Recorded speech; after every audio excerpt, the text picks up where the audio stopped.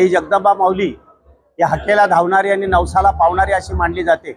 छत्रपती शिवाजी महाराजांच्या पदस्पर्शाने पुनीत झालेली महाराष्ट्राची भूमी, ज्यांच्या काळामध्ये अनेक गावांमध्ये देवदेवतांचं या ठिकाणी प्राणप्रतिष्ठापना झाली आणि खऱ्या अर्थानं या ठिकाणी स्वराज्य निर्माण करण्यामध्ये शिवाजी महाराजांनी जसे भवानी मातेच्या मंदिरात जाऊन आपल्या स्वतःची प्रतिज्ञा घेतली, तशाच स्वराज्याच्या माध्यमातून या ठिकाणी वाशी देवाला, या वाशी देवीच्या माध्यमातून मंदिराला भेट दिल्याचा इतिहास आहे।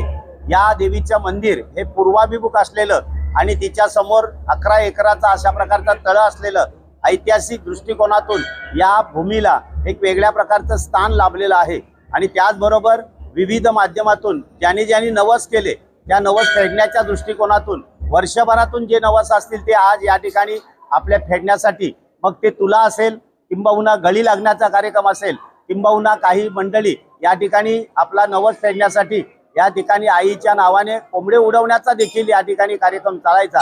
अशा विविध कार्यक्रमातून या ठिकाणी हा कार्यक्रम संपन्न होत असतो आणि या जगदंबा मातेच्या मंदिरासाठी आपले अनेक भाविक भक्तजन या ठिकाणी मोठ्या संख्येने उपस्थित राहत असत। त्याच्यामध्ये एक आख्यायिका अशी आहे की ज्यावेळेला रामदास बोट 1947ला आपल्या अरबी समुद्रामध्ये उडाली, त्यावेळेला त्या समुद्राच्या बोटीमध्ये आमचे गावाकडची कित्येक मंडळी त्यामध्ये होती। त्याच्यामधील कित्येक माणसं ही या जगदंबा मातेच्या कृपा आशीर्वादाने जवळजवळ 8-8, 10-10 दिवस पाण्यात पोहत, समुद्रात पोहत, विजा कडकड आणि मोठ्या मोठ्या वादळामध्ये त्या ठिकाणी सुखरूप घरापर्यंत पोहोचले।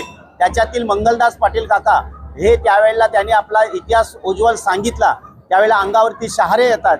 त्या मी ज्यावेळेला पोहत असतो त्यावेळेला पोहताना माझ्या बाजूला स्वतः साक्षात जगदंबा माता ही पोहत होती आणि सांगत होती, बाळा पोह, मी तुझ्या बरोबर आहे। आणि सुखरूप 8-10 दिवसानंतर काका परत आले। कुणालाही विश्वास बसणार नव्हता।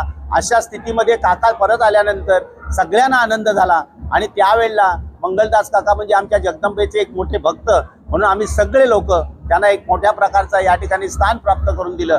अशा विविध क्षेत्रातून आपल्या या ठिकाणी नवसाला पावणारी आणि हाकेला धावणारी माझी आई जगदंबा अनेक भक्तांना या ठिकाणी करते। आणि त्याचबरोबर आज लाखोनी 2 दिवसामध्ये भक्तगण येतात आणि आई जगदंबेचं दर्शन घेऊन घराकडे जातात। अतिशय शांत आणि अतिशय मजेत सगळी जण या ठिकाणी येतात। आणि त्याचबरोबर संध्याकाळची रात्री 9 वाजता या ठिकाणी आईचा पालखी सोहळा निघतो। हा पालखा सोहळा अतिशय उल्लेखनीय की जिथे खऱ्या अर्थानं काही मंडळी जी मुंबईपासून विविध लांब दूरच्यातून येतात ते या ठिकाणी तिचा आनंद व्यक्त करतात। दुसऱ्या दिवशी संध्याकाळी 6-7 वाजेपर्यंत ही पालखी गावागावामध्ये फिरून आपल्या